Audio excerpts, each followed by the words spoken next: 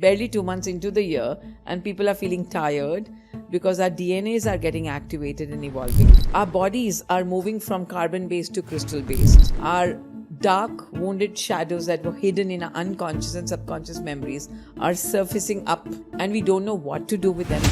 All the global conflicts that we're seeing right now, the political meltdowns that are happening, the climate crisis, is it Mars energy? Only in the destruction is the creation.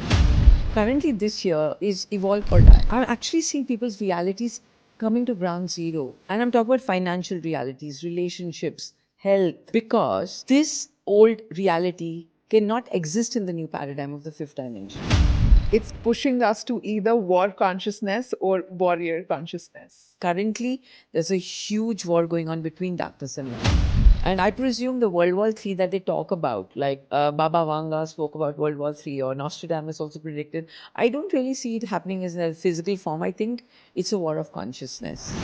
The war is happening in families. The war is happening in relationships. Partnerships are burning down. If you're not learning your lessons in your relationship, then it starts hitting on the next area, your money.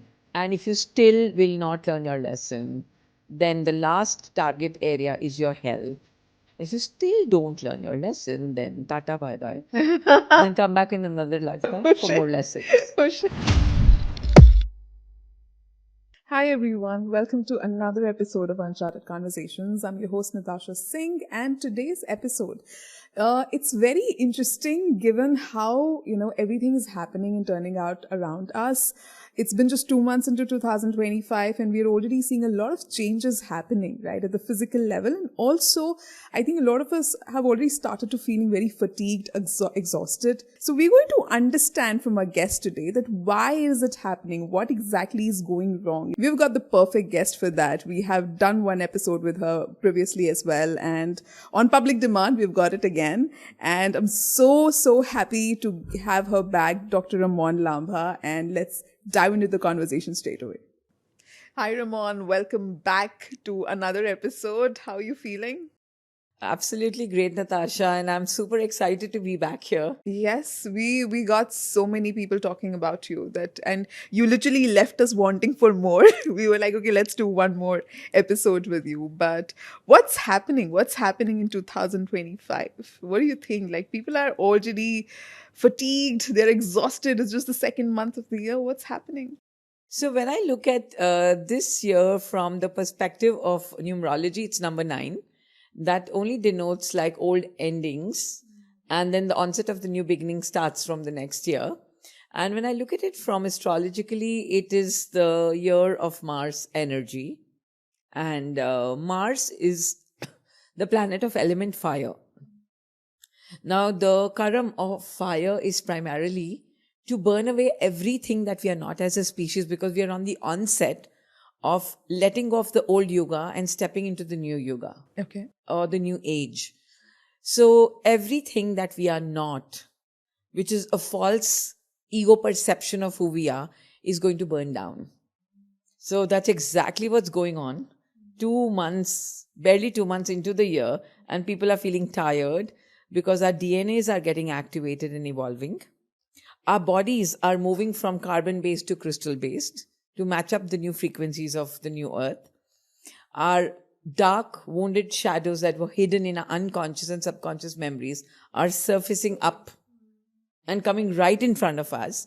And we don't know what to do with them because nobody's given us a toolkit how to process our wounded shadows. So the only thing we know is to project it on someone else. So literally people are sitting on fire. So are we saying that all the global conflicts that we are seeing right now, the political meltdowns that are happening, the climate crisis, is it Mars energy? Yes, and this is how the collective shadow shows up. Okay. Then we are all impacting the collective. Right. Right? So that means every single person giving out a vibration goes and becomes a collective vibration in the grid and then manifests as a collective shadow. So all of this that's going on is the impact of the collective shadow that's coming back to make us more self-aware and destroy us, because only in the destruction is the creation. So we are saying that in 2025, it is high on transformation. So we are going to see a lot of conflict, not just on the outside, but also I think with the shadows which are gonna come up. And that's also our moment to kind of take that inner journey and either then I think decide that whether we just want to stick to our older versions or now this is the time that we burn away everything like you said that's not needed and move to the new version of us. Is that Absolutely, because currently this year is evolve or die. And when I say die, it's not a literal death. It simply means the death of everything, because I'm actually seeing people's realities coming to ground zero. And I'm talking about financial realities, relationships, health. These are the three areas of life: money, health, and relationships. And when I'm actually meeting people, everything is collapsing to ground zero because this old reality cannot exist in the new paradigm of the fifth dimension. So the fun thing about this is, let's bring it to ground zero and rebuild it in a new dimension. But because people don't have an awareness of this, they're going into so much of suffering and wrongness, and they're going into the victim archetype, right? And they don't know how to come out of it. So it's like they're feeling trapped. so? If everything comes to ground zero, if I am left with nothing, then what basically prevails in the new reality? You have your soul to build you up. So you build everything from scratch. Yes. And when I say ground zero, so there are two. So see, it's important we understand that we all carry this mask of someone we are not. Right? We would call that the ego self, the false self. Our true self is the soul, right? So now the mask has to peel off in this energy, and planet Mars is here to burn away everything that we are not, and we are not our false perceptions of ourselves. We are not this mask. Thumb rule is, if I don't use it wisely, it will use me destructively. Okay, this is so interesting because for the longest time I used to think that I am also my shadow. So the way, and this is absolutely subjective, this is how I used to perceive that a person cannot be all light. You know, you have light and dark, and singularity is all about when you embrace both of it. So I'll give you a little clarity about this. So the human soul is diabolic and dual by nature. That means we all have a light side and a dark side, and it's absolutely okay to have a shadow. But this particular shadow that we are referring to is not the healed shadow, but the wounded shadow. Okay. So our healed shadow is a part of our conscious mind duality. So that means I'm conscious. For example, let's say I have a dark side, which is my anger and my fear. And I have a light side, which is my love and my compassion. Now, when I am aware of my anger and I'm okay with it, and it's a healed anger, then I will use it consciously, not for damaging other people and not for wounding other people, but I will use that anger energy as a charge, as a negative charge for energy to move. But as children, okay, just visualize a 5-year-old child or a 3-year-old child displaying anger. And what is the child told by the caregivers? That, listen, don't display this emotion. It's not good. Exactly. So the child picks up a belief that something inside me is not okay. And we take our healthy anger or our healthy darkness from our conscious mind and we hide it in our unconscious and subconscious. And then we also believe that, oh, my parents don't approve of my anger. So I've hidden it now in an autopilot mode in my subconscious mind, and that is the wounded side of me. And that becomes a wounded shadow. So what you are talking about is a healed shadow of duality, right? Now, when I'm when I'm in a healed state of duality, then I merge both and come into singularity. But then we've taken most of our parts that were unaccepted by our caregivers, by our environment, and we hid them under the layers of our unconscious and subconscious memories. Now, the thumb rule here is our subconscious mind is an autopilot mind. So now, rather than me using this dark side, it is using me in the wrong places. Got it. I'm guilty for the wrong reasons. I'm angry for the wrong reasons. I'm fearful for the wrong reasons, right? Inauthenticity. All of these have become my wounded shadow. So Mars energy is here for me to bring out those energies, unhealed energies, from my subconscious into my consciousness. And then I heal myself from all those wounded aspects, and then I merge myself into singularity or the light that we are talking about. So when you talk about heal shadow, we are saying that my anger is also a tool, right? And now I know how to use it or where to use it. So I'm not using my anger in reaction. I'm using my anger in response that now it is needed to get the work done. I'm So- using it with more self-awareness. That's Yeah. what I'm assuming. So please understand, when I look at the whole preface of the human emotion spectrum, we only have love and fear at the base of it. Let's say, for example, if we did not have language, like animals, they don't have anger, sadness, fear. They just have a negative vibration or a positive vibration because it's needed for us to live in the material world. But हम लोग ज़्यादा पढ़ लिख गए तो हमने बहुत सारे इसको कंपार्टमेंट्स में डाल दिया, फ्रीक्वेंसीज में डाल दिया. It's absolutely normal to have anger, but it's not okay to use your anger to burn other people down. However, because of the wounded part of this anger, now we are using it to destroy ourselves, our body, and destroy our relationships, destroy us at the money place, at the workplace, because we want to burn other people down with this fire energy. So we are saying that in particular this year, 2025, with this whole Mars energy, it's pushing us to either war consciousness or warrior consciousness. Yes. And when I say that when you get into the warrior consciousness from a very spiritual mindset, you become a spiritual warrior. Who are spiritual warriors? They just embrace their dark side and they transmute darkness into light because energy cannot be created nor destroyed. So being a spiritual warrior is not about projecting my darkness on other people, but taking responsibility that, okay, this is my wounded anger. Now, and the second part of a spiritual warrior is then they become the light for other people in the dark, like a lighthouse. Versus the people in war. They're constantly fighting with themselves, judging themselves for having these wounds. And then rather than taking responsibility of these wounds, they want to blame and project it on other people, make it about them. So yes, we are totally in a split consciousness where we have these two category of people, the aware and the unaware people. In fact, we are seeing that right now happening also around us. Yes. We have live examples of it right now. Yeah. Right? In fact, I was about to ask that this whole war that we are talking about, is it at a very physical level or is it at an energetic level? Currently, there's a huge war going on between darkness and light. And I presume the World War III that they talk about, like Baba Vanga spoke about World War III or Nostradamus also predicted, I don't really see it happening as in a physical form. I think it's a war of consciousness. The war is happening in families. The war is happening in relationships. Partnerships are burning down. I'm talking about business partnerships. I'm talking about life partners. So much going on. If not anything else, the war is within yourselves. Health burning down. Right? You will actually see a lot of inflammation, flaming, means our cells being inflamed. This year, you'll see a lot of disease in context to inflammation and autoimmune disease, right? Because your cells are flaming with fire energy.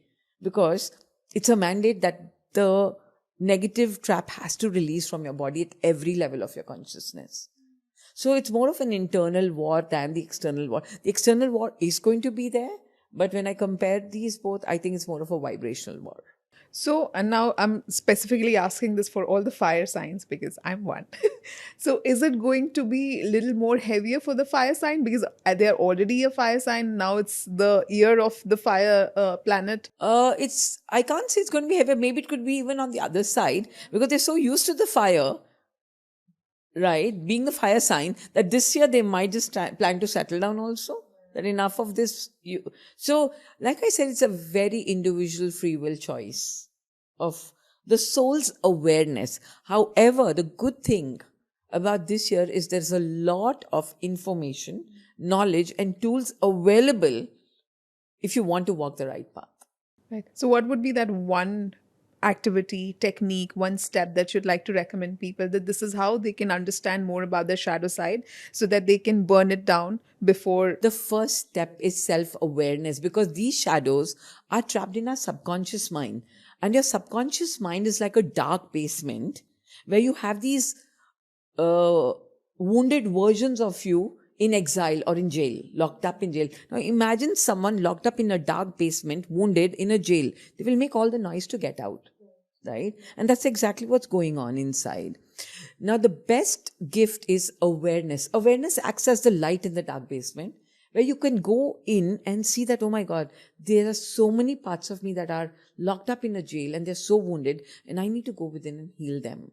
So the first gift you need to give yourself is the gift of awareness. So if people, they do not utilize this energy right now, right? What's going to happen if they don't utilize this, and if they let Mars burn them down? What will happen? So see, these planets are our gurus or our teachers, and when any planet takes on its task for a certain year, it is here to teach us a lesson at any cost. So these energies will burn you down. And they try to burn you down and the lessons only get tougher. So there are 3 areas of life, like I told you. The first one is relationships, then money, and then health. So it starts off with relationships. If you're not learning your lessons in your relationships with people, with yourself, with your family, then it starts hitting on the next area, your money. Okay, so that starts falling apart and burning down. And if you still will not learn your lesson, then the last target area is your health. And if you still don't learn your lesson, then tata bye-bye. And then come back in another lifetime for more lessons. Oh, shit. Okay. So it's simple. So as you move on, the lessons get tougher. So I always tell people, in the first nudge of the universe, learn your lesson. Yeah, so basically 2025 is the year where the street smarts won't work. You have to study prior. You got to learn your lessons. And it's more so as a mandate, because we are very nearing the fifth dimensional energies. And this energies requires us to, there are certain rules, like the game is changing, the rule is changing. It's a dimension of oneness, more love, more compassion, more abundance, right? But how can you create abundance with the lack consciousness? So that has to burn down. So it's, you know how this works, okay? Let's say if I ask God for happiness, God will give me sadness. Because sadness is the other side of the polarity scale. So standing in sadness, I choose happiness because it's free will. If I ask God for abundance, He will give me lack and scarcity. Then I have to create abundance because we are creators, right? So this entire paradigm is working like this. But people feel, yaar, maine to abundance manga, mujhe poverty kyun mil gayi? Ya suffering kyun mil gaya? Because now, in that suffering, you will change your beliefs and create new beliefs to create that abundance. Is this making sense? So everything works on polar opposites in the universe. It's like you asked for something and then God would be like, I can't give you that easy. You need to kind of pass the exam. So He'll make the question paper like that. Because God made us the creators. So He says, you're asking me for faith, I'll give you fear. Now out of that fear, you generate the faith. How can I create faith in faith? Okay. How can I create happiness in happiness? I will only know happiness when I'm in sadness. I only know abundance when I am in scarcity, right? So it's really important to recognize the law of polarity, that everything exists in contrast and the opposite. So like from the darkness came out the light. From the fear will come out faith. From the sadness will come out happiness. From the scarcity will come out abundance. Will it be easier for people to generate these kind of beliefs and faith in this year? Or is it going to be really tough? It depends, like I told you, the more aware they are, the more willing they are, the more they want to surrender to the light or the darkness. See, darkness is not bad. It's a part of the universe. Why do we fear darkness? I say darkness comes, go inside, explore it. And somewhere will be a teeny weeny light, and then expand that light. Because we can expand and contract energy as human beings, right? But go into the darkness, no? And that's where the ego has to crush down totally. We built up walls of ego, of fear, of, superiority, or we feel like I don't deserve this. But it'll bring you down to your knees. So on a lighter note, does that mean that if I ask for darkness, then God will give me light? Could be, yes. And if I ask for scarcity, God will give me abundance. That before I give you that, you need to taste it. Now, see, number one, okay, everything, like I said, exists in polarities. Now, on the lighter side, when I'm saying it, that if I ask for scarcity, now I'm asking for, I'm asking for scarcity, so God will give me abundance. No, because everything in the universe, on the serious note, comes from the darkness. Comes from the darkness. Yeah. So go back to Big Bang. Yeah. Where did everything come from? From nothing came everything. Right. So am I then how everything can or I am I create nothing? abundance from? So sorry. Saying then, am I everything or am I nothing? So we are nothing in the everything.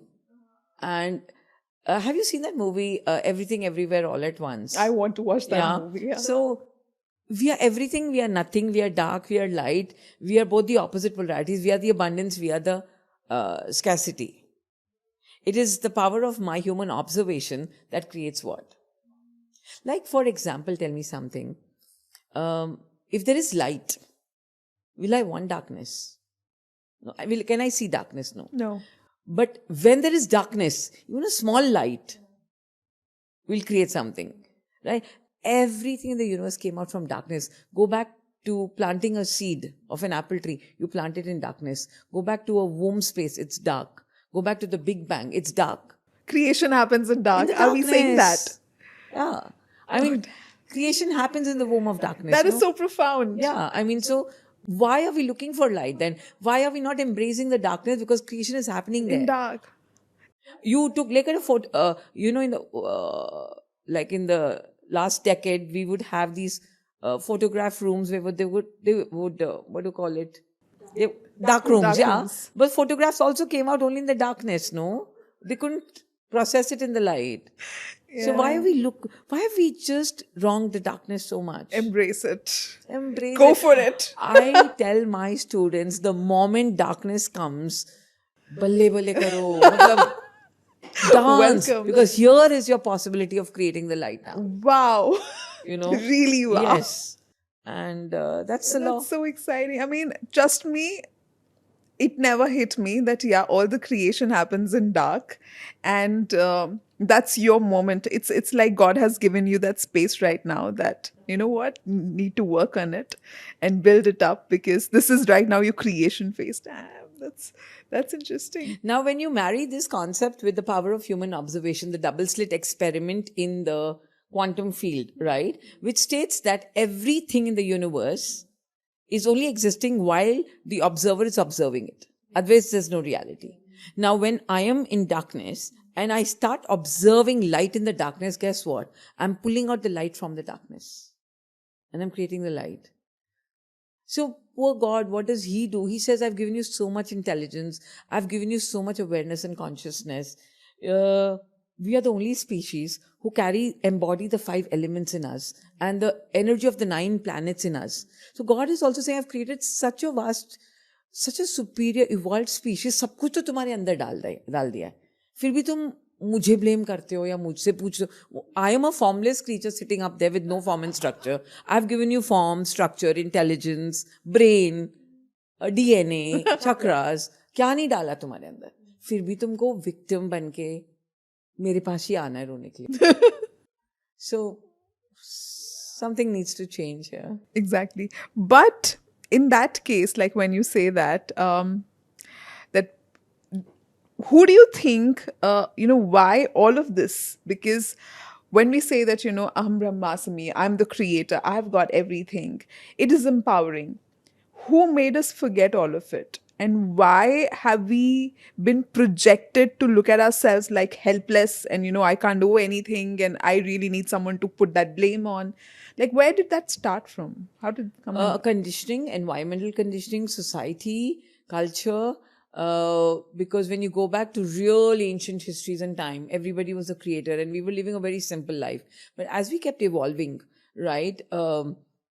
See, please understand, our chakras are the doorway to our consciousness and to dimensions. So we evolve. We start from the darkest chakra, the root chakra, and we are evolving up. As consciousness came into the third chakra, the power chakra, the solar plexus, it's also about power and control. Now, when humanity and consciousness came into this chakra as an evolutionary state of being, they realized they needed to control someone. To control someone, there has to be someone superior and inferior. So all the knowledge, information from our sacred textbooks were hidden from us. The power to believe that we are the creators of your reality was taken away. And we were given a concept that if you do something dark, you're bad. And the good, bad, right, wrong concept came. We were made to feel guilty and shameful of what we are doing, the choices we made. And then they became this society that started governing us. And there's no God up there who's keeping a checkbook of all the sins you're doing, right? Because the consciousness is within us. But somehow there came a paradigm, and maybe it was important in the 3D world for this hierarchy to govern. But now the timelines are collapsing, and all of this is collapsing, and everybody's recognizing their power, because now the consciousness is moving from the solar plexus to the heart, the fourth and the fifth dimension, to oneness and to authenticity and to power, to self-expression. So now people are awakening that nobody's superior, nobody's inferior. We're all one and we all have the power to create. So I think it was more of societal and environmental conditioning. They made us believe that we are not good enough. There's something wrong with us. Like when I talk to my students and I tell them you're all little gods on earth, their jaws drop because they've never heard that. It's because, we have been told, like you very rightly said, that we were made guilty. We were made to feel guilty of everything that was kind of shameful, right? Everything that is negative is you should feel ashamed. You should not be proud of it. Oh my God, how can you think like that, right? So when you start acknowledging all of that within yourself and you're like, you know what, I'm not that good enough. I do get these intrusive thoughts sometimes and I'm not very proud of it. And when you start, the moment you look at all of these things, you're like, how can I be God? Because God is perfect, right? God don't make mistakes. He's just perfect in everything that he does. And Yeah, here I am. but when you look at it from the real side, God is an embodiment of duality with the power to transform itself into pure light and singularity. But then it comes from the darkness. Even dark is God. So you said something that, you took the example for the chakras, that how the energy rises and how this, with every yug, with every, we are transcending into a new consciousness. Because Shakti, like they say, that resides in the root chakra. Are we saying that Shakti resides in darkness? Yeah, absolutely. Yeah. Yeah. Shakti is in that dark cave of our root chakra and she's waiting to be embodied by Shiva. Shiva is the proton, the constant. It doesn't move. Shakti is the feminine, the electron that's having a magnetic charge. And when directed properly, she starts moving upward through every energy center. And then finally, when she meets that Shiva up there, she transmutes herself totally into the light and embodies herself into the light and becomes one. And that's where the singularity is in the crown chakra, the third eye. So very interesting, because she's also said to be the creator of Maya, right? So what I understand when you say this is that Maya is basically that you embrace abundance, you embrace your financial securities, you embrace self-expression. Like it's like you live all of it, right? You live authenticity, you live spirituality, and the day you have lived all of it is when you move to light. So yes, now again, when you look at the chakra system, there are three ways of living it. Okay. Either living it in the Ida, Pingala, And the Sushumna, polarities, yeah. or the center point, the Sushumna. Yeah. At the Sushumna, when you start living it, then the first thing is your root chakra. You want to, first of all, completely take care of all your material needs, wants, your monies, all your survival needs, physical survival needs, the root chakra. And also your karma is trapped there, right? So you kind of first live that. Then you move, then consciousness automatically moves to your second chakra, which is your water energy of self-worth and self-love and connections and relationships and emotions, healthy emotions. As you've embodied all of that and healed it all, then consciousness moves up into personal power, personal wisdom. But when these chakras go bipolar in nature, then they become total extremes of it.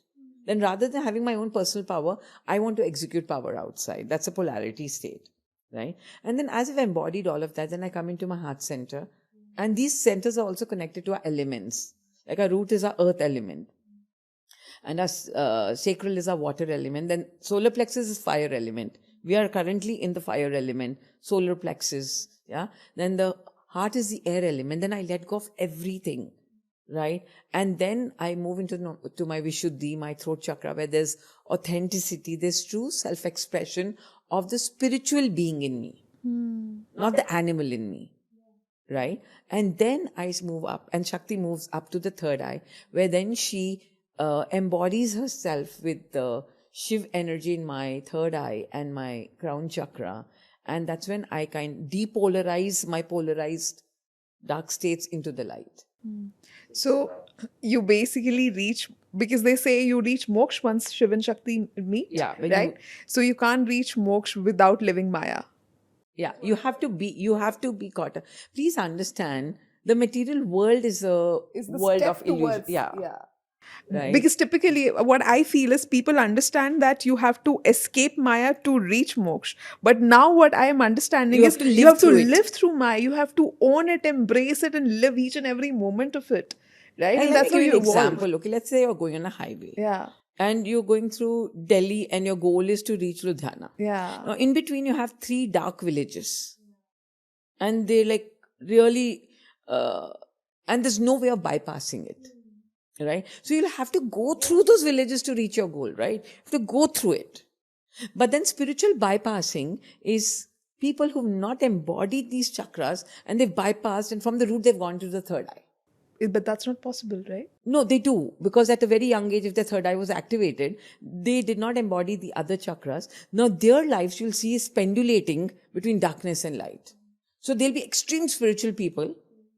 Then they have their money wounds and they say, I don't need the material world, but there's a part of them that needs the money. And total confusion, spiritual bypassing. Right? But then you don't even remain there because gravity pulls you down because the darkness, your karma is not healed, right? You've not lived through it. You're not. So there's density in your root chakra. So no matter, you'll go in your meditation to your third eye, but you'll be pulled down by the density. And the fall is bad then. Then you go into the darkest side of you. And that's when you meet the dark spirits and entities and all of that. But people who've really moved up through step by step, they don't encounter all of this darkness. So all these occult gurus, or all these so-called spiritual mentors, right, who in society were kind of framed for a lot of wrong reasons, can that be a possibility with them, that they suddenly hit their third eye, but they were not able to? I don't want to comment on this because it's very personal. Sure. However, I would like to just say that the only way to the darkness is to the light. So maybe in this breakdown, they had to awaken.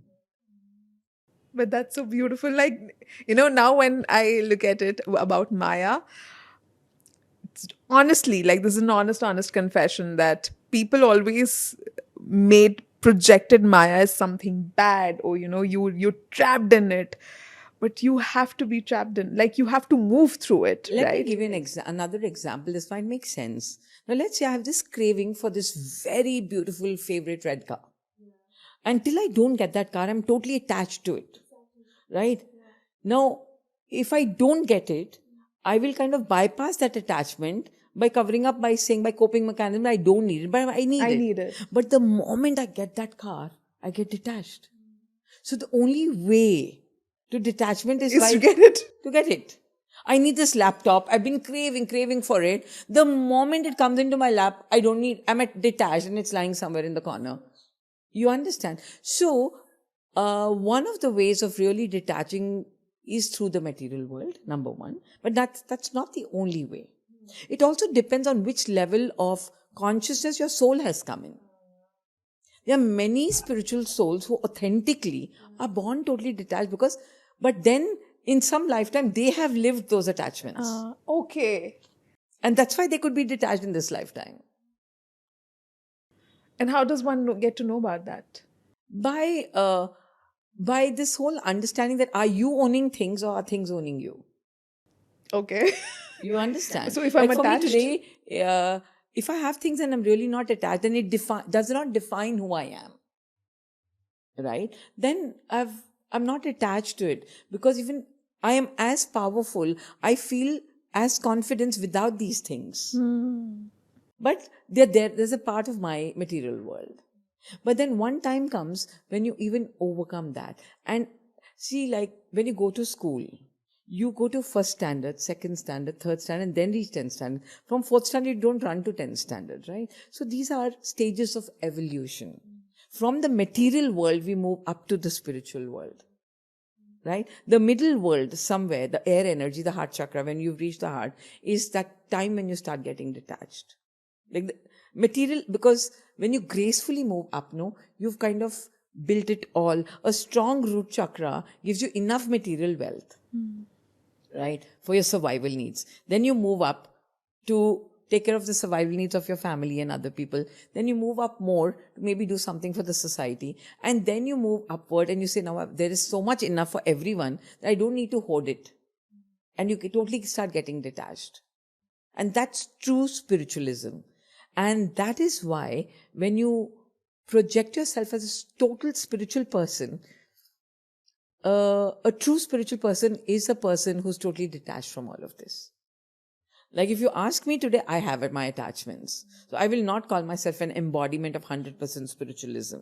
But am I on the path and will I reach there in 10 years? Maybe yes. Maybe next lifetime, yes. But definitely when I look at me 10 years from behind, who I was 10 years back, and today I've moved. So it's a progress. You're working. It's a journey. You're work in progress. should we say, because I read it somewhere, that 2025 is the last checkpoint before we split into a new reality? Is it literally the last call for the unawakened? For awakening, yes, but we can't categorize this as this last call as this year. But the wave has awakened, and people have to awaken. So not only this year, the next 20 years with Pluto in Aquarius is about a stage of awakening. And we've stepped out of the age of Piscean, which was the third dimension, and now we've stepped into the age of Aquarius, which is more of a feminine dimension. And also to add on to this, the age of Piscean was more of a masculine, more of an outside dimension. So anything outside you could kind of control you and check your reality. But now everybody is nudged to go on the inside, because the feminine world is the inside world, the Shakti, the dark side. So everybody has to go inside and embrace their dark side to bring out their light. Okay. So we spoke about Mars in 2025. There's also this new buzzword that's coming up, which is called the New Earth, right? And we are seeing it everywhere. We are seeing businesses failing. We are seeing big establishments crumbling down, marriages ending, careers shifting. Is it a kind of, a teaser to the New Earth? And what exactly is New Earth? Like, is this for real, or this is a metaphysical concept that we're talking about here? So, this new earth is basically an earth. So, when you understand it from a very transitional space, the vibrations of Mother Earth has raised from the 3D vibration to a 5D. The vibrations. So, Mother Earth is now vibrating at a different frequency, and it's a call for humanity to merge and embody that new frequency into their being. Now, for us to raise our consciousness to that new frequency, we have to let go of our old self. So currently there is a split of two earths. So there is the dark earth, the 3D earth, and the 5D earth, and plus there are a lot of souls in the transition of the 3D and the 5D. Like, and do you experience it? Like sometimes you wake up and you're in a very old stuck paradigm. Sometimes you're in this new light world, Every and you're day. seeing that, you're pendulating between both. A lot of souls are. A lot of souls have transitioned, but we are estimating that towards the end of maybe the next 1 decade, a whole lot of humanity would have embraced the new earth. And that's where and it's a shift in consciousness. It's not like physical earth. So you cannot expect like earth as a planet splitting into two. No, it's a shift in consciousness. Please understand, we live in a multidimensional universe and life exists in every dimensions. It's not that but most of the mass of humanity has a mandate to move into the 5D consciousness. So physical earth is not splitting into two, but consciousness. As of today, there are many human beings who are living even in the first dimensional consciousness or the second dark consciousness. That's why they do the dark work, right? And they're not even aware that they're doing all of that. However, the light on the planet is getting more expansive because as energy moves up, the light expands, more space, less time. Do you realize time is becoming very fluid? Yes. Right? Time is just running because as consciousness moves up, space expands and time contracts. So fluidity of time, right? Past, present, future, everything showing up in the right now, in our dreams, lucid dreaming. So a lot is happening. Look at people, everybody's dreaming about past life because karma is showing their karmic blueprint that was trapped in their root chakra now is opening up and they're facing their own karma through their dreams, through timeline shifting, and so much happening, So there's more space available now because of this new dimension. So does this mean, because you're saying that time is getting contracted, right? Does this mean that we'll be able to manifest faster and Of maybe course, instantly?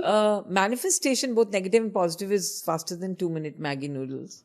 In the new dimension. Yeah, oh my God. Absolutely. So you Because beware what you were asking absolutely. for. Oh my God. Absolutely. And a lot of people are realizing this. Yeah. The negative and the positive is happening like this.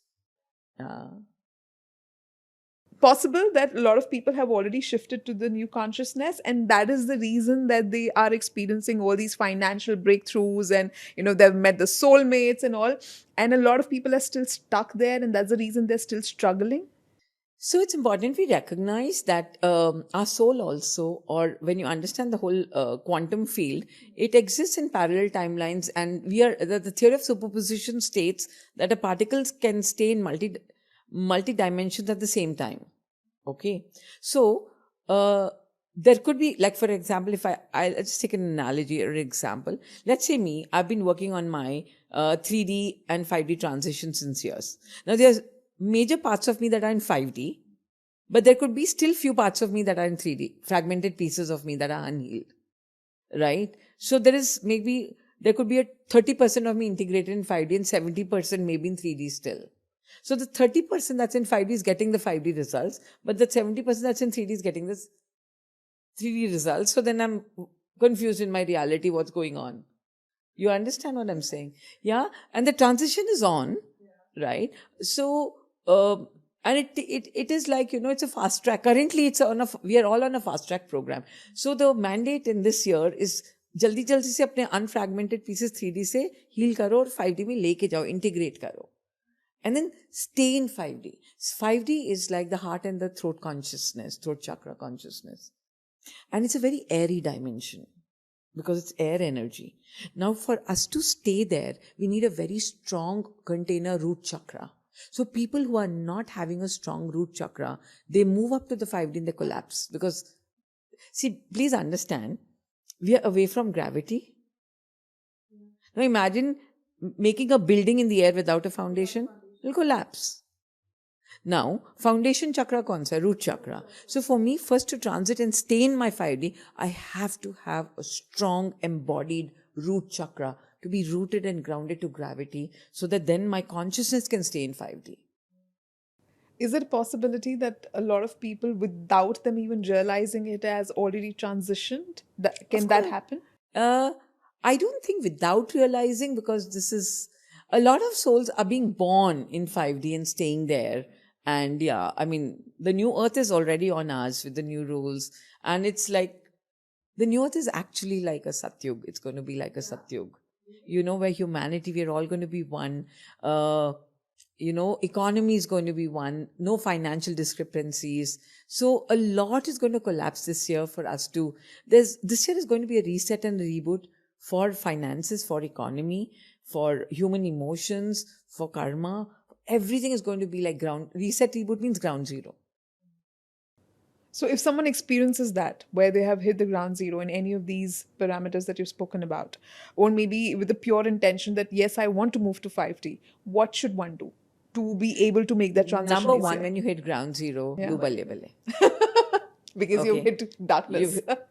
You've seen the worst. Yes. Now start rebuilding yourself with a new level of awareness, consciousness, and I feel prayer. Prayer. That'll work. I mean, at least I can talk about myself. Every time I was hit to ground zero, and that happened many times. My transition started almost 35 years back, and as light workers, because there was a set of souls who went through this journey quite prior, because we had a mandate to take people ahead and guide them. So when I look back into my life, financially I hit ground zero. In my relationship, I hit ground zero. With my physical health, I hit ground zero. But all these three areas where I hit ground zero, because I had this awareness.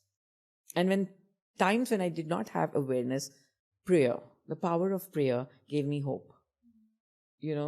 And this feeling that there is one divine intelligence that's not going to let me crush down, surrendering to that divine power, it gave me immense faith, and you bounce back like a new version of you then. So it's like this, again, the story of the phoenix bird. You go and crumble into your own ashes, but you come out as a new version of you, into a new paradigm, a new earth, a new frequency. How does one make sure that they are actually, they're not falling back in the same trap? Like, because you said that, a lot of people move and then they fall down. How do we make sure every day that, I'm not going to get back into the matrix, like you say? So you have to change your patterns. See, because this entire game is a balance of the soul and the mind, or the brain and the heart. Our mind is a programmed device that has all our old patterns. So we were programmed to be victims. We were programmed to be sufferers. We were programmed to do a lot of drama and trauma with our negative. So when this is happening, keep your mind patterns aside and come from a much more higher faculty. That's your heart. Your heart or your soul is a bigger faculty. So then here you have to, then with the power of prayer, meditation, breath work, you make your soul a higher faculty than your mind. And that is when you can feel safe that now my soul is going to drive my journey and not my mind programs. See, please understand, our mind is only a self-preservation device that only knows fear. Right? So every time you're feeling fear, you're feeling like cooking up stories that I will crush, that's your mind taking over. That's why you got to take a deep breath and allow your soul to take over the journey.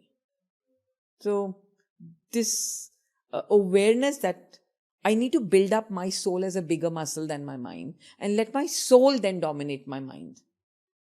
Because mind only knows limited known world. And my possibility that I'm going to create is in the unknown world, beyond the matrix. So every time I've come into the matrix, I have to know that my mind has taken over. I have to move out of it. Right.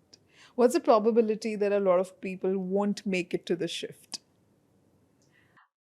I cannot say, because I believe the shift is for everyone. Until each one of us doesn't shift, this is not going to stop. We may fall down many times. We may die and come back in another lifetime. But I think eventually, let's say 2 decades from now, 3 decades, maybe many more 1,000 years, I don't know. Maybe we might not see it. But the shift is on. And see, we're talking about something so infinite, the universe. And it's so intelligently designed. And we are only a speck of consciousness within this whole matrix of time-space, right? So I think the shift is for everyone. Interesting. So are we also going to see, until those people make it to the shift and have transitioned successfully, anyone who is not transitioned, are we going to see them disappearing from our lives and maybe then, reconnecting once they are? Absolutely, yes. Yeah? Because see, please understand, everything in the universe exists on frequencies. Now, if you move to 91.8, right, from 90, so all the people at 90 are there. So you moved out of their frequency, right? So आपकी जिंदगी में अभी 90 का गाना बजेगा ही नहीं ना, 91.8 का गाना बजेगा. So new people, new reality, new paradigm, new frequency. Yeah. And yeah, if they then choose to move up and suddenly one day after 10 years or 8 years, they move to 91, and you'll meet them back there with a new version of themselves. Yeah, they'll also be changed people. Yeah. I'm very curious to know, what is Mandela effect, or like the glitch in the matrix?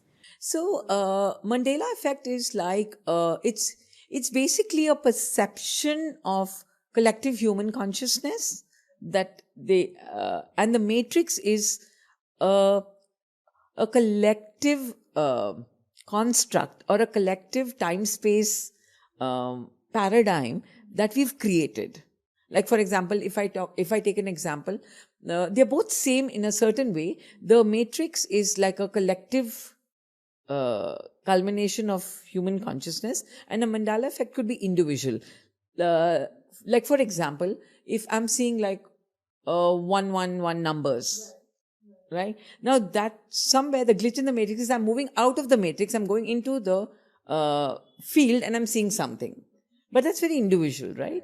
And if I had to explain the Mandela effect, it's more like as a collective consciousness, how I perceive a certain reality that already happened as different. As collective consciousness. Yeah. Right? Okay. Like not my own personal opinion. It's not but my like personal how opinion. Yeah. Everyone around me. Yeah, it's a collective. And the matrix is an individual glitch. Like the glitch in the matrix is certain thing might, let's say I'm moving in my matrix. Okay. And suddenly something happens and I see a synchronicity of numbers. That's a glitch. Like I've moved out of the matrix to see something that's beyond in the infinite field. Is that making sense? Yes. Yes. Yeah. That one is individualistic and another one is more collective. More collective. Okay. And then currently, we also have a choice to not live in the matrix. And if we are able to do that collectively, that would be the Mandela effect. Then that will be the Mandela effect, and that is where consciousness has evolved, no? But then, like for example, let's say there is a certain thing happening in society and I choose that this is not matching up with my 5D values. So I can choose to step out of that matrix and live in my own parallel universe in another timeline. And I don't have to be a victim to the matrix. If I don't... Let's say in economy. Yeah. Or even, for example, let's say Mars energy currently, it's in the matrix, burning everything down. So if I learn my lessons, the rule to move out of the matrix is first learn your lessons and become bigger than the matrix. Expand your consciousness. You can only expand your consciousness when you let go of the density by learning your lessons, by healing karma. So let's say I've done that. So I don't have to be a victim to all this. So you become bigger than the collective, basically. Yeah. That's how you become bigger than the existing reality. And you create another timeline, a parallel universe for yourself. And then you can invite all your family there and live with you there. Is that what quantum jump feels like? Yeah. Yeah. How does one quantum jump then? Again, I told you, because if you understand, the universe is made up of frequencies, okay? And there are infinite frequencies. And according to the theory of superposition, as many frequencies are there are that many versions of me lying out there in the universe. Now, let's say I want to reach out to another version of me. So I have to expend so much energy in my energy field through my breath, right? Like, for example, if I'm taking a rocket and it has to go up, we put fire in it and it creates so much energy and it boom goes up, right? So quantum jumping is about expending so much energy in my energy field that I move up to another timeline in my consciousness, in my mind matrix. My mind is also a matrix, and I match up my frequency to that version of me. However, for me to stay in that timeline, then I have to first give up everything that I'm not matching to that timeline. And what's that energy? Like, what's that propeller to kind of go into that dimension? So if I look at it from a very scientific perspective, I have to create enough of... So you must understand we are made up of 5 elements. Yeah, we are made up of earth, water, fire and air. And when we, through breath work, we kind of utilize the power of these 4 elements and we bring it upward, we create so much space, and then we expand ourselves to that dimension or that version of me. Right? So it's one technique which I will say is through breath. I know how to do it through breath. But I mean, I don't know. Rocket ko to hum aag laga ke le jayenge upar, but then it's creating enough fire energy. So we use the breath of fire actually. Right? And when I'm using the breath of fire, automatically the earth comes up to the water element, the water becomes the fire, and then I'm more space.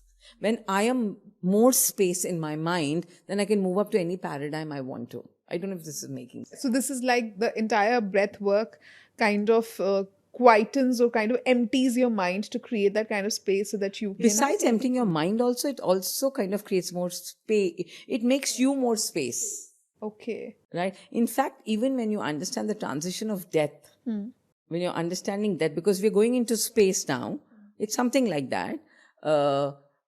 First few hours, all of the earth inside my body, right, it becomes water. We stop eating. Then all the water becomes fire. The fire becomes air, and then I become space and my soul can transition. So my elements are disappearing from me, because what keeps me in my material world are the elements. What is the element of 5D? Space. Space. So I need to, okay, now I So I get. need to, that's why we are. And do you realize currently we're all feeling very spaced out in our heads? Yes. Because there's no space.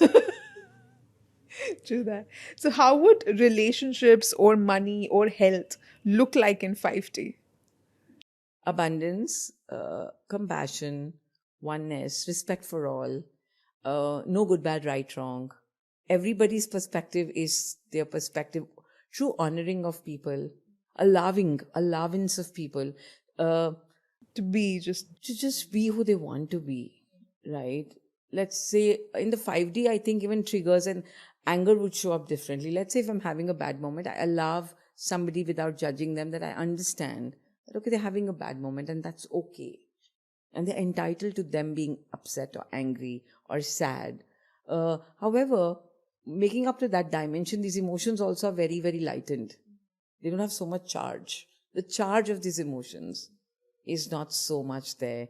Not harming each other, no competition, only contribution, oneness.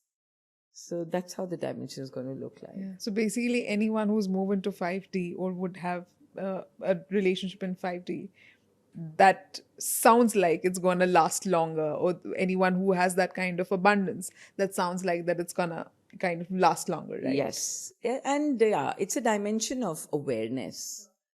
That even if I'm angry, I'm aware I'm angry. And I'm aware I cannot hurt anybody else with my anger. Okay. What does this mean for the next generation of humans? I mean, will they already be in 5D? Will they already experience all of it, what you're saying? Like what we are prepping ourselves for, they would already be See, in there. the divine plan, that's how it is supposed to be. Okay. Right? And with so much awareness happening on the planet, however, what shapes us up is not only our soul design, but also our environmental conditioning. So let's say a 5D soul chooses 5D parents, but they are embodied more in the animal instinct, and they have conditioned the child to be more in the anger or the fear. So then the child's soul regresses, no? However, the child is very self-aware that at some point in his life, let's say 18, 19, 20, he will jump up to the 5D by healing himself. Healing will be more available, more awareness. So you don't have to be a victim to 3D anymore, because the awareness is there for everyone. And we are living in a world of information and tools of healing. So everybody can choose the process of healing and move on. It's more like a choice. It's like a choice, yeah. Sure. So when we are talking about accessing these different versions of us, does lucid dreaming or astral travel or just dreaming, are they the ways that we can access those parts of us in those dimensions and living that parallel reality? Does it happen through that? That could be one way of. So lucid dreaming is basically where the brain becomes so fluid, okay, when I'm sleeping. And currently we're in more of a spatial dimension, right? So there's so much space in our mind also, that when we're sleeping, there's more fluidity, and we are moving through times and dimensions and spaces, and we're seeing parallel realities. We are seeing maybe lifetimes of karma shown up in our dreaming, because all of that is releasing from our subconscious memories and unconscious memories. And dreaming is one way where our subconscious and unconscious does housekeeping and releases when we're dreaming, right? So yes, that's one way where we are traveling through these time-space travel. A lot these days is happening through dreams. And to the extent that some people who don't have the right understanding are also begin to think that there's something wrong with them. Yes. But actually there's nothing wrong. And nobody talks about this in open, right? Everybody's going through that. And please understand, for us to even move to light, we have to go through the dark dimension. So a lot of dark dreams, right? So people feel like there's something wrong with me. Why am I dreaming all of this? We attach a lot of wrongness to it. I just say chill and allow it. It'll just go.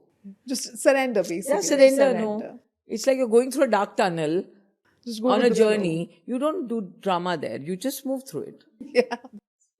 Move through the tunnel, yeah. You spoke about DNA activation in the beginning. I want you to double tap on that. What exactly is DNA activation and how 2025 is also supporting in activating that DNA? So our DNA is our basic blueprint, okay? And let me give you an example. Let's say our DNA, human DNA, being the most superior of all, is like a 1,000-watt bulb. Okay? So when we are born as a human being, we are shining at 1,000-watt capacity.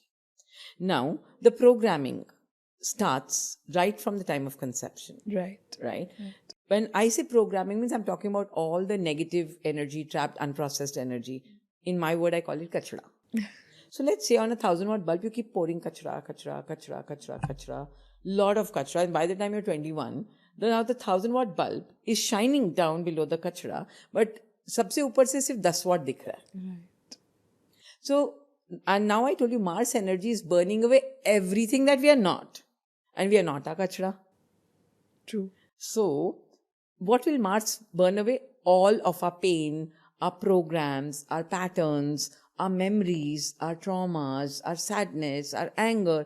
As everything burns down, and down what comes is my own 1,000-watt bulb, who we really are. So, as we are burning away who we are not, our DNAs are getting more activated that went dormant because they were not used. So, self-awareness. So, the DNAs were always activated, but they were taken over by unprocessed dark energy.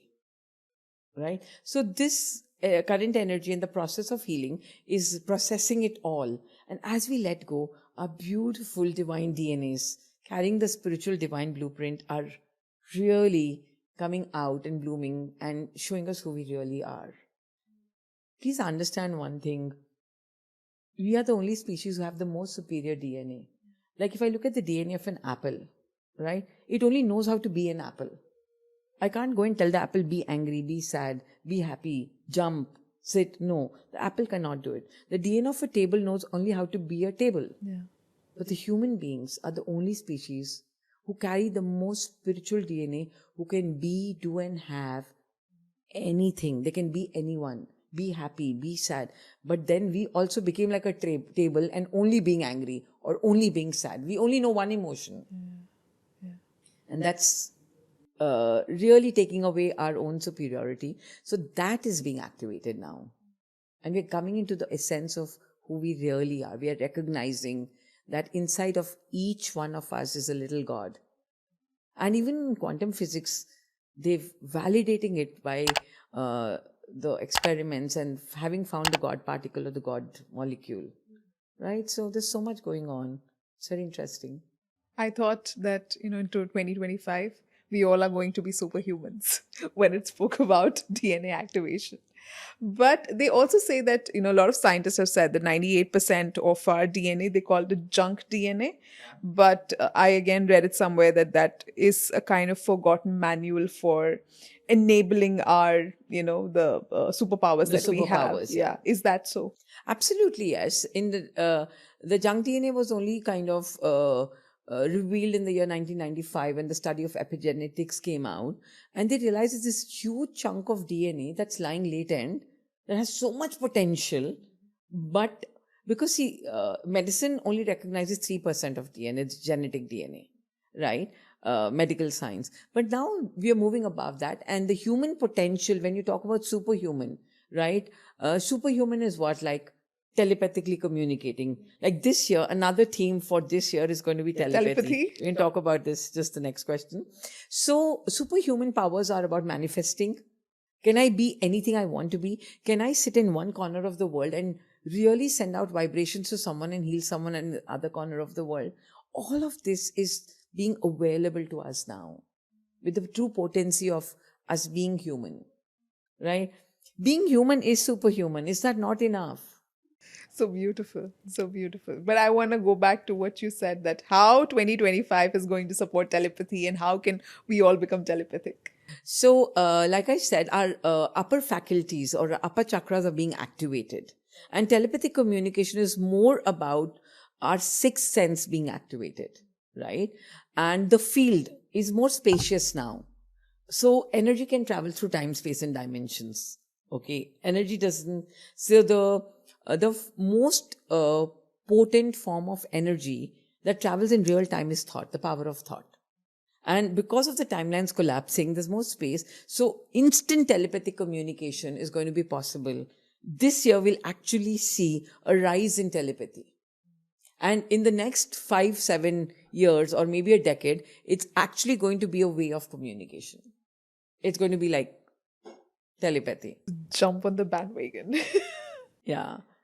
And a lot of, see, you know what? Everything, it's not that telepathy was not present to us or available to us, but for some reason this year there'll be a lot of scientific validations also. A lot. So once that comes into the spectrum of science, then obviously people, then consciously with meditation, they start communicating. It's not that we are not doing it right now, Okay. but it's going to be very available. Sure. And people will start using it with choice and consciousness. I've also heard of 12 strand awakening. If you can also highlight on that, what exactly it is. So when you understand the human DNA, it's like so science validates it to be a double helix, right? So let me give you an example. Like when you take a shoelace, right, and the shoelace is tied up with some plastic at the end, but when I look at it, it looks like one strand.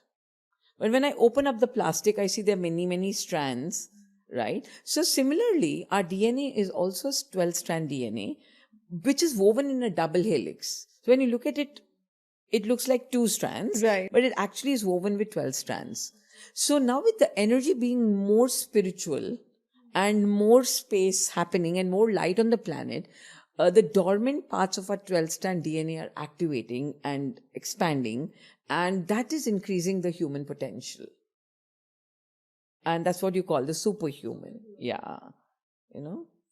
And when we talk about these strands, each strand is carrying a certain blueprint and a certain energy. Like, for example, strand number 3 is all about self-worth, right? So now I consciously sit and activate my layer 3, right, of my DNA, then I automatically activate my self-worth and I feel more like God, or I feel more like I'm good enough rather than I feel not good enough. Now, you, like a while ago, you said I feel not good enough because this strand was deactivated. So you've been taken away from your true essence of being good enough, and the only feeling you know is I'm not good enough. That's just an example. So basically, every strand stands for something. Yeah, there's certain energy. To it. Energy. So Yeah. can you help us unveil it over here? Maybe we'll do another podcast. And but I do in You one of my always leave retreats. us wanting for more. In one of my retreats, we do have a total 8-day meditation where we're going through each strand. We talk about it, and we then have certain mantra, power of like, for example, just a simple. We all have a layer of compassion within us in our DNA, and the mantra Om Mani Padme Hum. When I'm chanting that activates that part of my DNA where automatically I start embodying and becoming more compassionate towards life, towards myself, to the essence of all of existence, right? So activation is beautifully done through the power of mantra chanting. So I'm assuming, because you're not unveiling it all over here, but I'm assuming that all the 12 strands are actually related to some deeply positive emotions. Yes, absolutely, absolutely. Positive aspects of us that make us more godlike. Why was it hidden from us? Like, why no one spoke about it earlier? Why people are not talking about it? Honestly, I don't have an answer for that because I'm so excited that it's available to us now. I don't even want to go to why it was not available. Now that it's available, let's activate it. Yeah, but now I want to know all the 12. What do they stand for? I'm like so curious and intrigued now. I was like, what do they stand for? No, but like I told you, they activate the superhuman qualities of the divine in you. The more they are deactivated, the more you embody the animal instinct in you. So remember in our last podcast, I spoke about we embody three aspects: the animal instinct, the human instinct, and the divine instinct. Right? So a total shutdown DNA, because it's a human DNA, then we only become animal in a human body. Like all the time fight and flight mode, feeling fearful, feeling scared, feeling angry, feeling sad, guilty, victimized. Like that's the animal instinct. As we slowly activate this, we become a little more human. The first three layers are the biological layer that make us human, right? So the 12 layers are split into three layers into 4 categories. Oh, go again. So there are 12 layers. Yeah, right. Right. So each layer each 3 layers are put into one category. Okay. So that means Group 1, got Group it. 2, Group... So there are Four 4 groups. groups, So right. the first group is the biological layer that defines all of our biology, right? So as we activate that, we slowly come out of and in that first group, the layer 3 is the self-worth DNA I'm talking about. So as we activate this part of us, we automatically start coming out of the animal, and we see no value in being in the animal. And we start embodying humanness. And then as we activate it more, we also then want to move out of the human being and embody more of the divine instinct in us. And that's where the energy starts flowing like a rainbow hue. See, we are called human. Hue means colors. We are made up of the 7 rainbow colors. And when these colors are flowing through our auric field with kindness, love, compassion, that's when we embody the whole humanness and then move to the divine, right? I love, how you literally drop something extraordinary out of something which is so mundane and ordinary, and we've been hearing it all along, but it never just stuck us. But okay, since you're not giving me the full information, at least tell me that could it be a possibility that the ancient languages like Sumerians or Sanskrit or the ancient civilizations like the Lemurians, they held the activation codes, they had the access? Absolutely. And in fact, the DNA activation that we've learned also, the name of the DNA also in the Hebrew. Okay, when you understand the real names of the DNA. So they all were there. And I personally believe that before we even embodied ourselves into human form, we just came here to Earth to play this game. Maybe we were all Lemurians or Arcturians at some sphere. That's why we have this intelligence and this innate knowingness. And that's why we're carrying it within us, right? Yeah. Is this the reason that why our modern music and modern languages have been distorted? Absolutely, yes. And because one way your DNA can get activated is through music and frequencies. Because our DNA has direct impact with frequency and vibration. And that's why the current new age music now, if you see, is more wholesome to the soul. And so my next question was exactly that how do we reactivate our DNA? You said sound is one of sound, the power of mantra chanting, like I said, the power of music, right? So it's a two-way process. Number one, I heal my wounds, and then as I keep healing my wounds, and I have the impact of music and frequencies, there's a fundamental theory in physics called entrainment. Right. So let's say I have a frequency in my environment that's of a very high compassionate music. So automatically when my body or my cells are interacting with that frequency, my cells get entrained to that frequency, and then I become present to everything that is inside me that's not compassion. Now there healing plays its role. Now I have to let go of all of that that's not compassion, and then I get entrained to the new frequency of compassion, and that way my compassionate layer is activated. Yeah. Because now biologically I'm like that, right? Because of the healing. Yeah. So because they're all inside, they're impacting, every layer is impacting the other layer because they're all woven into one, right? So if there's darkness in one layer, it's obvious there'll be darkness in other layers. Right. So, to be honest, I mean, on the outside, it definitely looks like demolition of the world, the way everything is crumbling down. But now when you speak like that, it more feels like transformation of the world. So according to you, is this natural, or is this being orchestrated by some higher powers? Very difficult to say that is this a programmable matrix? Are we coming out of one matrix and stepping into another new matrix of a program reality? However, I question this a lot to myself, but the answer I give to myself is that reality better than this one? Yes. So I'd rather be there. I have to live in some reality, Right. right? But is the reality of separation better than the reality of oneness? Of course, yes. It makes me feel good. So I'd rather embrace that. But we don't know, because even till date, even in physics or quantum physics, we don't know who is this grandpapa who's playing this game. But is there some intelligence? Yeah, there is. Come on. There has to be some intelligence that makes the sun come out, the moon shine in the evening, the grass grow, the trees go. One small seed in a womb and it becomes a human being. There has to be some innate power, no? Some deep, intense intelligence that, we're just seeing. But I I'm think it's sure strands of science, it. yeah, science is really not far away from unveiling that. Yeah. I'm sure. I hope so, that, we get to see that in our lifetime. Yeah, 100%. like this papa who's sitting up there with this remote control in his hand playing the game. So true. And now here I'm literally, though I'm all pro spirituality, but I'm sitting here and challenging the concept of it, that this whole, movement of moving to higher consciousness, right? Is this also kind of concept that's keeping us trapped? It's like now I was in 3D, now moving to 5D. It's like moving to higher, the ascension, like they Ascension? call the ascension that they call the moving to higher consciousness. Like you said, is it another matrix? Is it another way to keep us If you trapped? understand something, as human beings, we love doing. We love entertainment. We are a progressive species. So we love something to look forward to. Entertainment तो चाहिए ना, अभी यहाँ पे आए हैं तो कुछ तो करेंगे, right? However, when you go to the core of it, right, there's something very innate as a knowingness that we know that we have to ascend and become a better version of ourselves.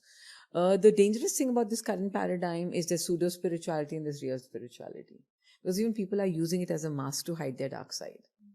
So this is not about hiding. This is about healing your dark side to become the light, right? So, like I said, even if it's a matrix, let's assume it's a matrix. For me, at least, it's a better matrix than I'm already in. Like, let's say if I'm in a dark basement and I'm trapped and I have a choice to go in to the 10th floor of the building where there's more light, but wahan pe bhi trap hi hai, I'd rather choose that, no? Is that a better trap than this? Yeah. And we still don't know who are the rulers there. Who are the rulers here? Who are the rulers there? We have no idea. Forget about all that we know. Okay? Let's go back to our Granths and our scriptures. And like in the Guru Granth Sahib, the first line Guru Nanak Dev Ji wrote, Ik Ongkar. That means there is only one vibration that has taken kar form. Right? Satnam. That means truth is his name. So forget about everything else. I like to really pay respect to what I read in my scriptures, and I'd like to embrace that one truth, that there is this one vibration, the entire Purusha, that manifests itself as Prakriti into all of us as an embodiment. So that much is enough for us to keep going, to become that vibration or to embody that vibration, no? So, but in that case, we still do not know where is the exit gate. We are looking forward to being in the 5D, but we exactly don't know where's the exit gate. And from that perspective, then are we really truly free? Again, like I said, my student asked me the same question once. And like I said, we're all living with an assumption of freedom. Maybe from moksha, 7 dimension, moksha mil jayega, freedom. But uske baad bhi life hai 7 to 12 dimension, फिर वहाँ पे क्या है? Then I asked one of my gurus, मान लो पूरी humanity 12 dimension में merge कर जाती है. Okay, we all merge into light. We came from darkness, we're merging into light. फिर क्या? He said, then the Big Bang will bang again. I said, hey Bhagwan, फिर... So I'm just coming back again, like merging with darkness, playing with darkness, moving to light, playing with darkness, moving to light. This is what I'm going to do all the time. Trust me, I've questioned this for years. And So you and I will be again sitting here in some another timeline, questioning the same thing. yeah, and sometimes it's really spooky to even understand. Right now, I'm here in this time space reality as matter, as body, as Ramon, and suddenly one day I don't know where I'll be floating as no one and someone and everything, and So when you really think about these things logically, we have no right answers, right? We're just figuring it out on the way. We are just figuring it out on the way, like I said, but our scriptures do talk about this. So when you look at that truth, I feel there is a light there. Right? So for now, let's assume 5D, then 7D, we transit and then we get moksha and we don't embody ourselves into human life, but then we stay there and we move on. And what's the game there? We don't know. We don't know. It's transiting. See, because again, it's progressive. From 7D, you have to move to 11D. But it's difficult to move there. So people choose to come back into Earth. But then coming back to Earth means chances of regressing. So a lot of souls. So let's chill and actually just enjoy the ride. We don't know. Nobody's going to come out of this alive anyway. Is there an option of opting out of the cycle? Well, I wish this was like Squid Game. Even that was difficult. It's like, you know what? I volunteer not to play it. Is this a possibility? Because this year, actually, I felt like the entire timeline of the universe was like a Squid Game. Right? Red light, green light, and tsh.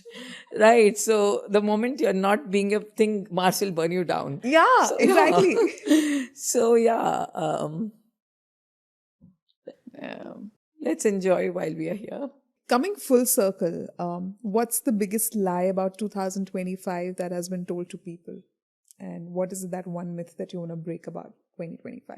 So, like according to the predictions, if you go back to Baba Vanga or even astrologers predicting, they say that, everything is going to come to an end, right? The world is coming to an end. It truly is not coming to an end as in materialism or material world. What is coming to an end is, like again I said, everything that we are not, our ego is coming to an end. So we will all have to die a false death, not like a physical death, to be reborn again to a new version of ourselves. So people are expecting like सब कुछ खत्म हो जाएगा. ऐसा खत्म नहीं हो जाएगा, but realities खत्म हो रही हैं. Right? So one of the biggest myths people are sitting in is they're waiting like यार World War III हो जाएगा, हम तो सब मर जाएंगे, earthquake हो जाएगा या कोई natural calamities हो जाएंगी. ऐसा कुछ नहीं है. But when you look at every individual, things are coming to an end and then being rebirth again. So it's going to be a rebirth of a new paradigm, a new human. Consciousness, basically. New consciousness, yes. Because I think a lot of people assume that there's going to be one sudden global scale event that's going to destroy everything. That's what people are believing. But when you talk like that, it's more, I think, at a very personal level, the whole consciousness shift that we are talking about, that is going to happen. And also understand the whole paradigm of reality, okay? There are many parallel universes existing in the same time. Okay? Like every person who has one consciousness can manifest his own or her own universe. So many universes are still falling apart. We are seeing the destruction. So some are being created, so it's all happening, everything all at once is happening. Something is being destroyed, something is being created. So it's already visible. Nice. Okay. Is there a way to unlock all the dimensions at once? Is there any way, like through meditation, breath work? How do we activate that?